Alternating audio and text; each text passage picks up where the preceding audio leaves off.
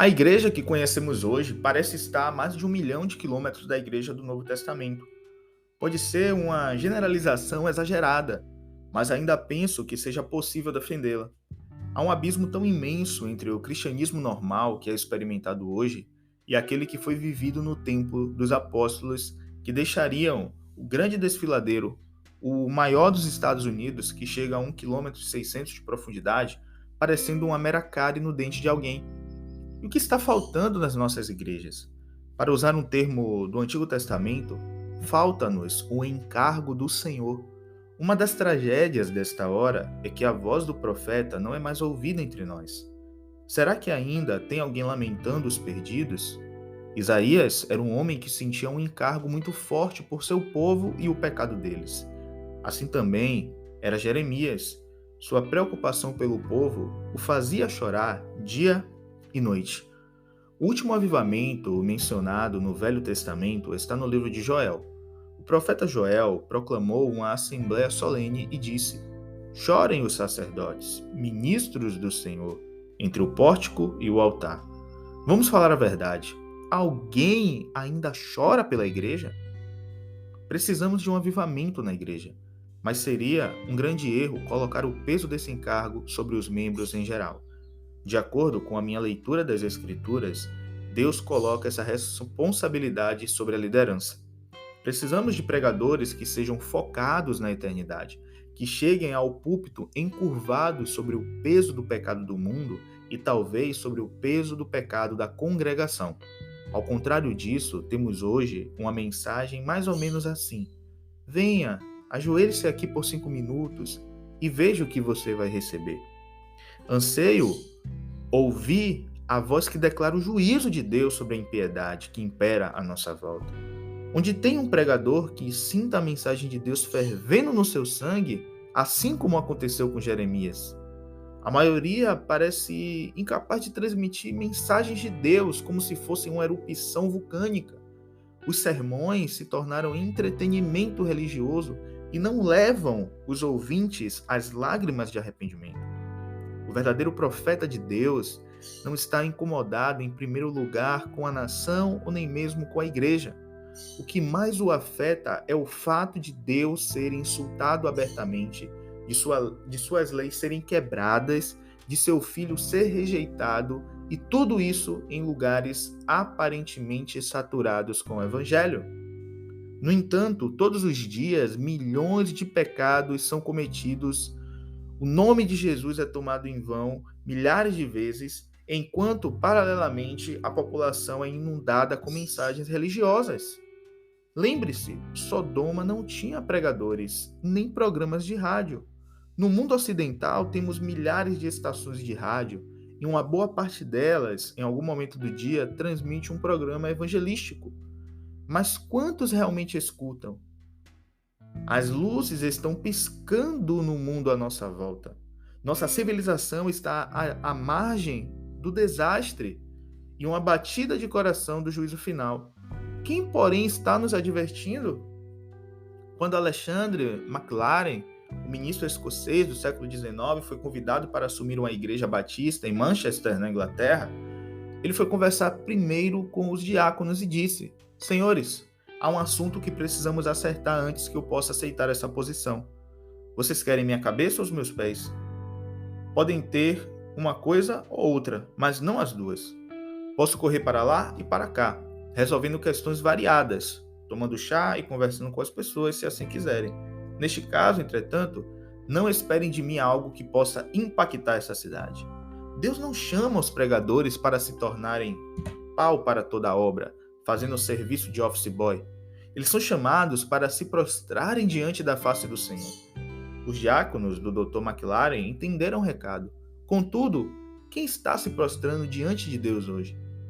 Quando falo com pregadores, como tenho feito frequentemente nos últimos anos, costumo lhes dizer-lhes: vocês não têm obrigação nenhuma, de acordo com a Bíblia, a não ser o mandato de Atos 6, a dedicação contínua ao ministério da palavra e à oração. Na carta aos Tessalonicenses, o apóstolo Paulo escreveu que estava orando por eles noite e dia. Por que ele estava orando?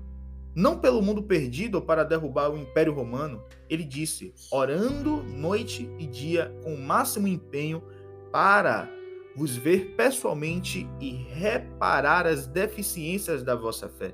Eles tinham fé, mas ela ainda era deficiente. É a tarefa do pastor, do ministro, suprir essa falta.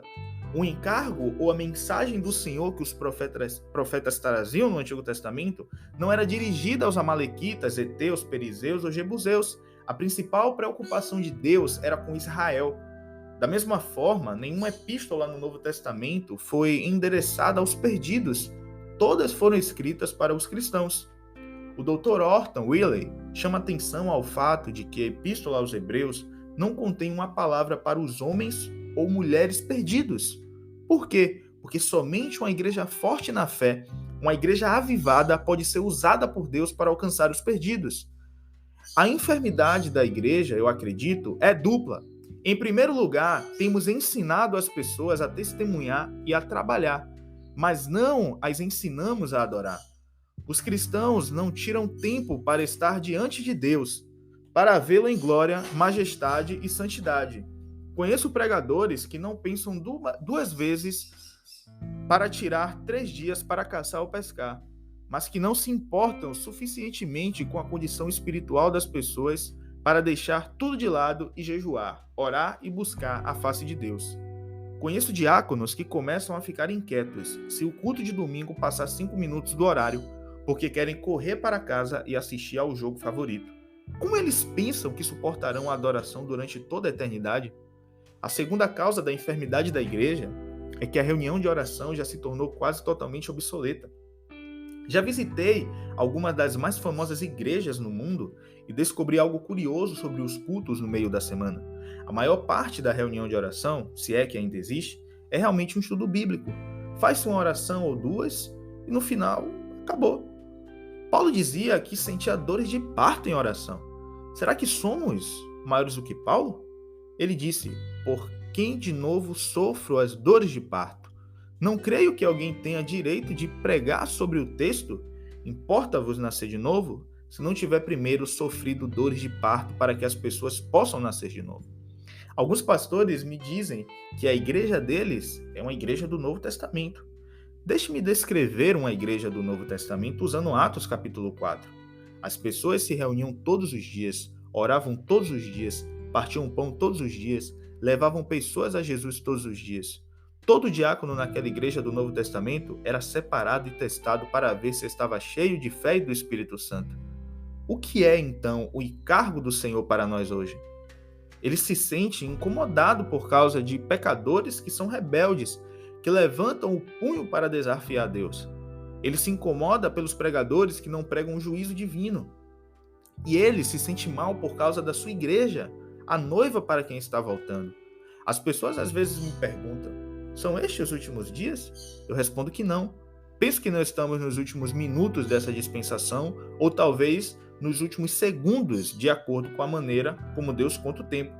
No entanto, se eu pudesse, convocaria milhares de pregadores de diferentes países no mundo para passar uma semana em oração por avivamento. Gostaria que recebessem instrução em oração, não seminários sobre oração, mas exortação para orar. Passaríamos a semana toda em oração, com alguns intervalos. Creio que esse poderia ser um detergente na vida da igreja, seria um processo de purificação. Poderíamos voltar para as nossas igrejas e talvez adiar um pouco o juízo iminente. Assim Deus poderia trazer o avivamento que precisamos. Antes de Jesus voltar, estou convencido de que veremos um grande e abrangente Pentecostes que será mais pentecostal e poderoso do que o próprio Pentecostes. Deus derramará seu Espírito sobre toda a carne, conforme disse Joel. Nossos filhos e filhas profetizarão. Deus produzirá uma raça de gigantes espirituais para a grande e poderosa colheita. Hoje, Deus já tem esses líderes, porém ainda estão escondidos. Antes do grande dia do Senhor, Ele os revelará e os últimos serão os primeiros. Minha oração é que esse dia venha.